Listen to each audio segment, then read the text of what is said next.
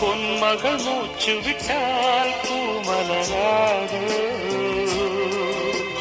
பூமகளின் வாய்மொழியே பூஜைக்கு வேதங்களோ. கல்லூரி வாழ்க்கையில் காதல் ஏன் வந்தது? ஆகாயம் எங்கிலும் நீலம் யார் தந்தது?